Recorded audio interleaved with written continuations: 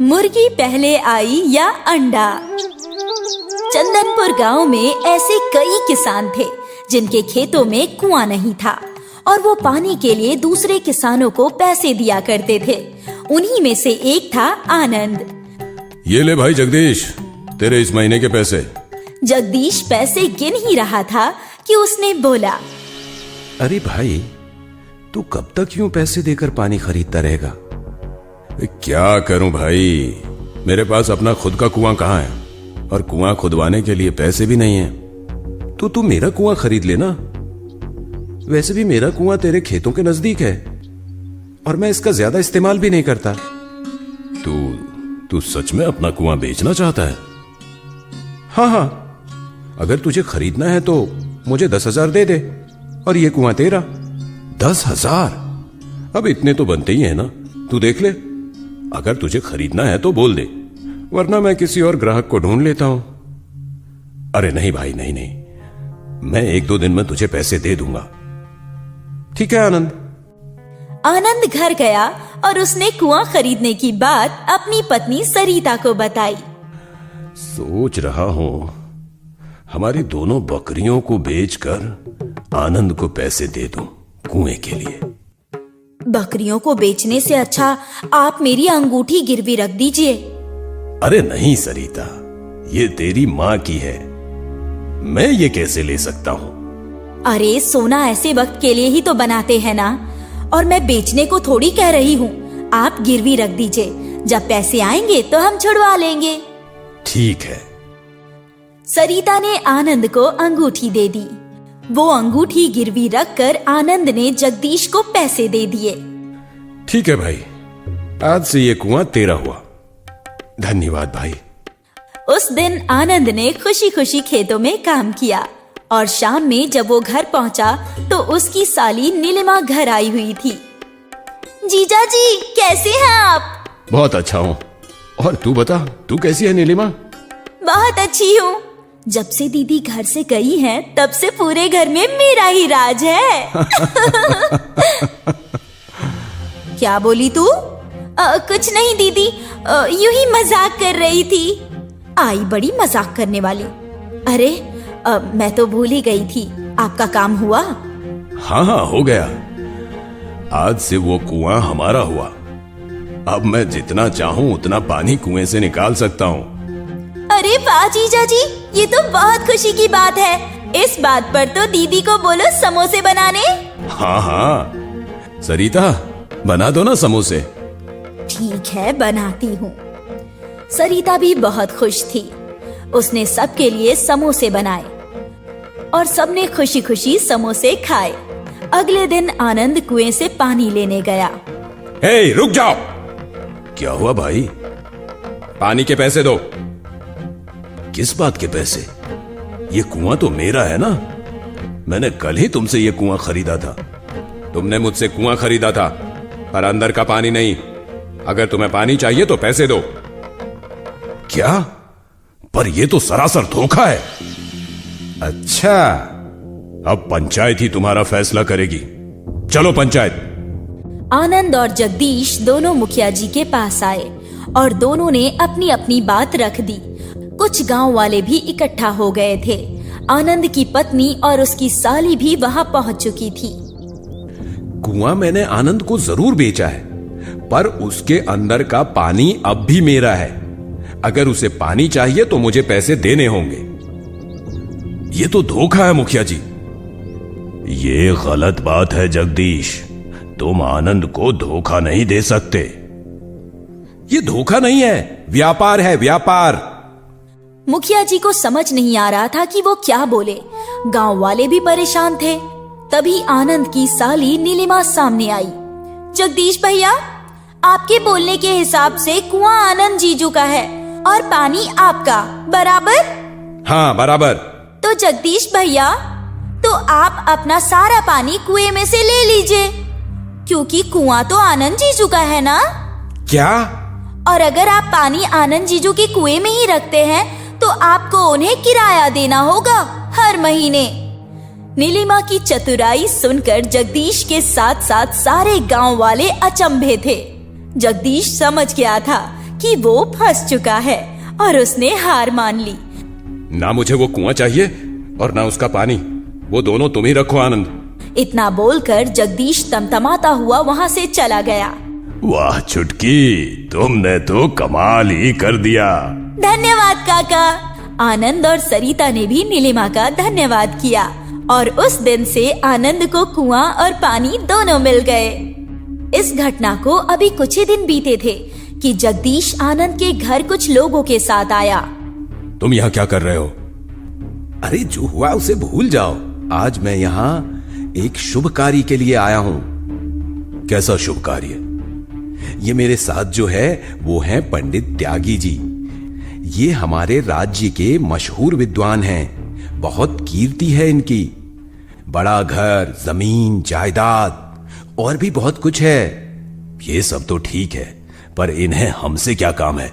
ये अपने इकलौते बेटे के लिए लड़की ढूंढ रहे हैं। शर्त ये है कि बहू बहुत ही बुद्धिमान हो, और मुझे लगा तेरी साली इनकी बहू बनने के योग्य है।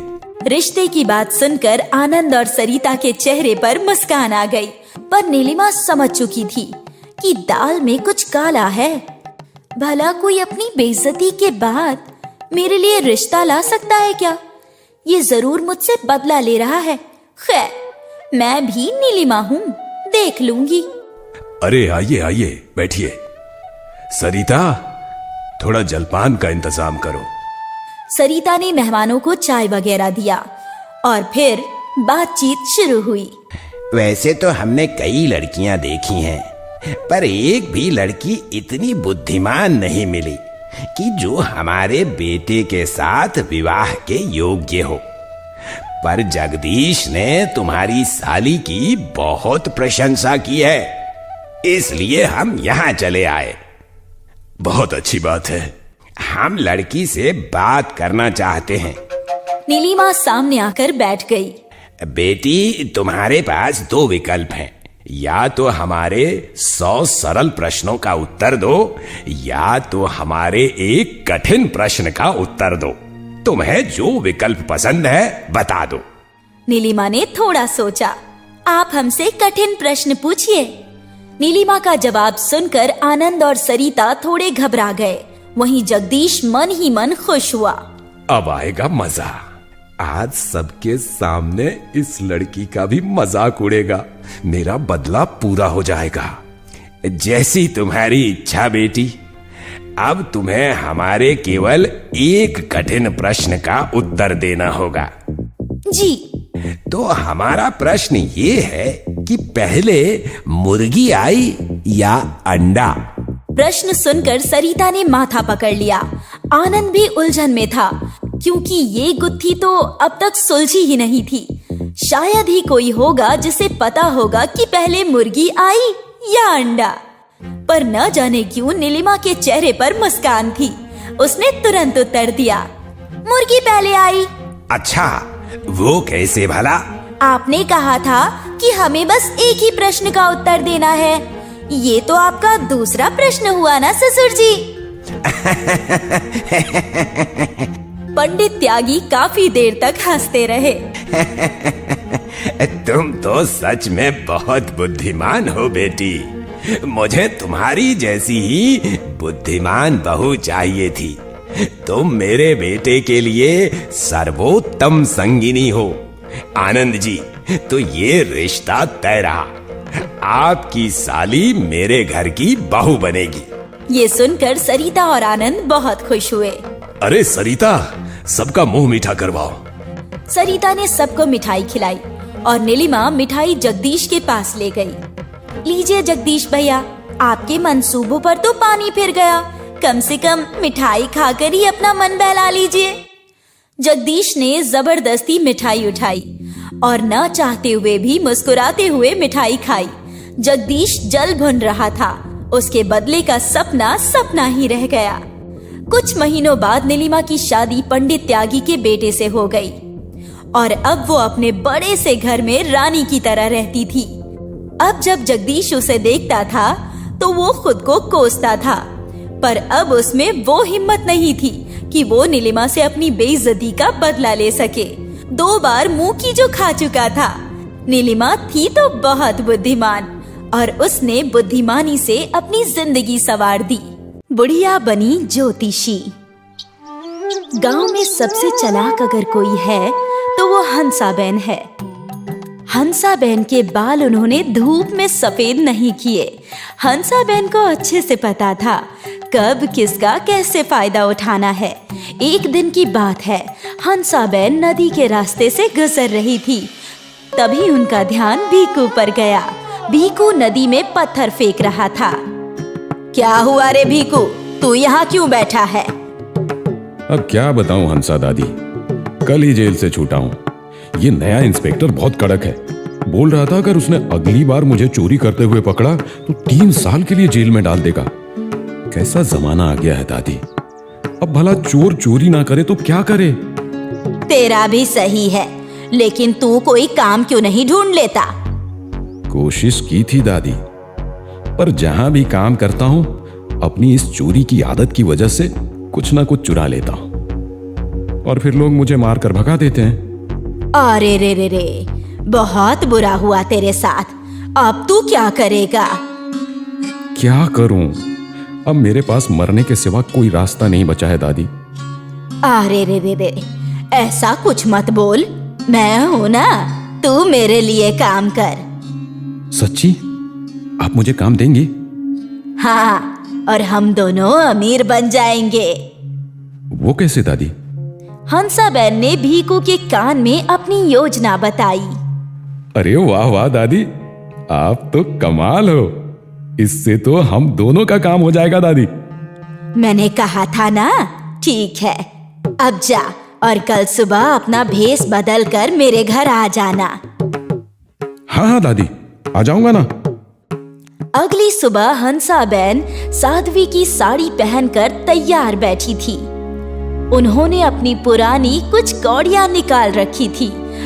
तभी भीकू भगवे कपड़े पहनकर उनके घर आया। प्रणाम हंसा दादी। ज्योतिषी हंसा बोल।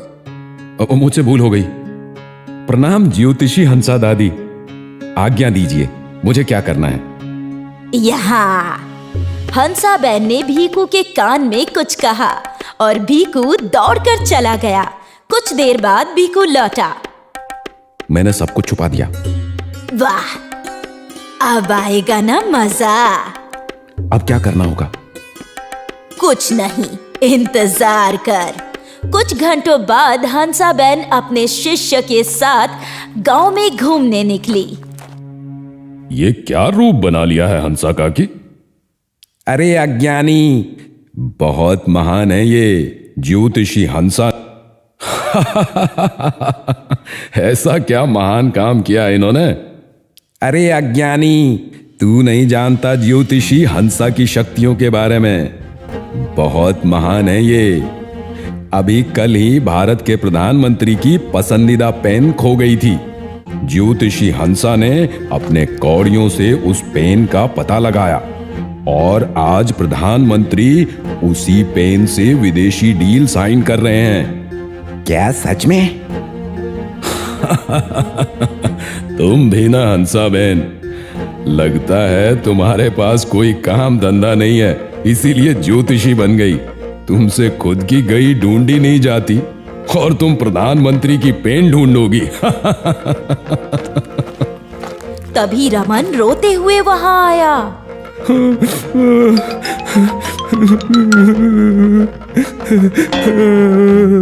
क्या हुआ रमन, तू रो क्यों रहा है? आप तो जानते हैं मुखिया जी, मैं कितना गरीब हूँ। अभी 1 महीने पहले ही मैं जैसे तैसे 4 मुर्गियाँ और 2 मुर्गे खरीदे थे।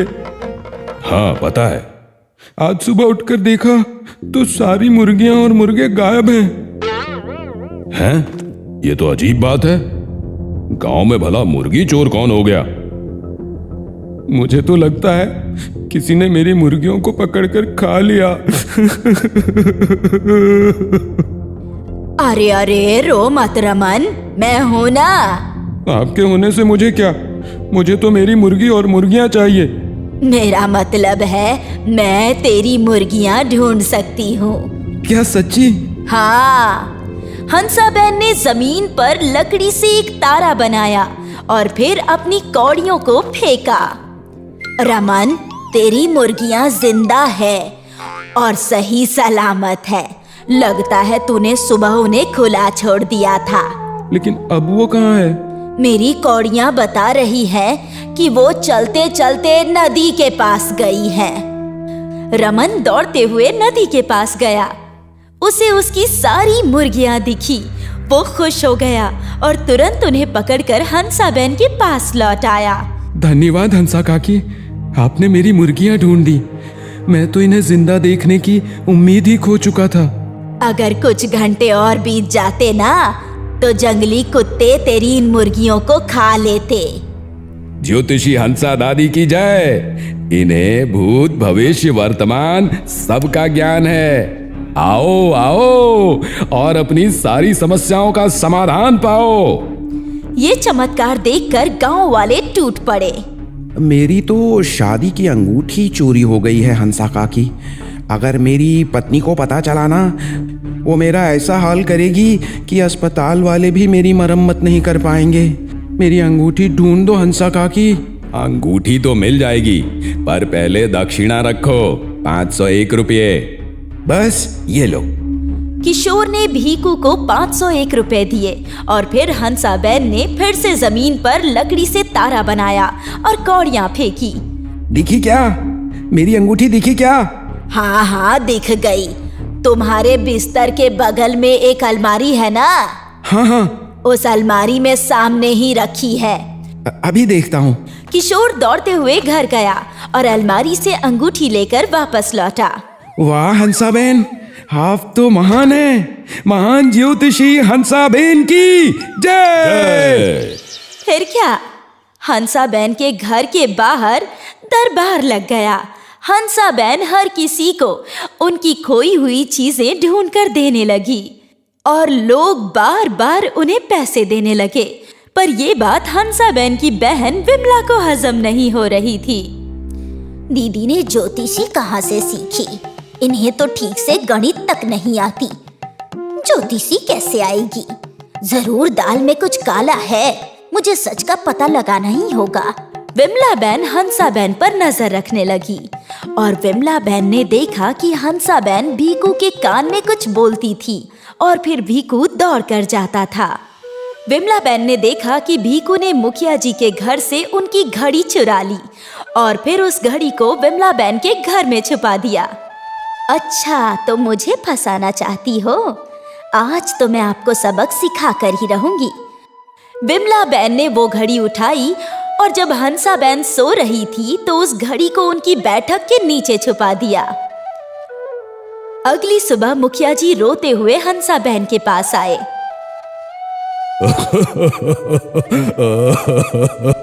क्या हुआ मुखिया जी, तुम रो क्यों रहे हो? हंसा काकी, मेरे पिताजी की घड़ी मेरे खानदान की निशानी चोरी हो गई।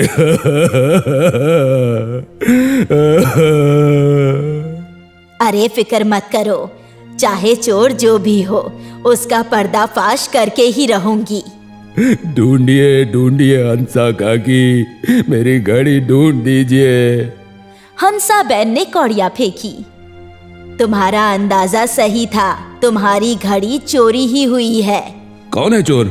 बताइए, आज उसे इस गांव से निकाल बाहर फेंकूंगा। हंसाबेन ने सामने इशारा किया। चोर कोई और नहीं बल्कि मेरी बहन विमला है। क्या? और तुम्हारी घड़ी उसकी पलंग के पास है। जाओ खुद अपनी आंखों से देखो।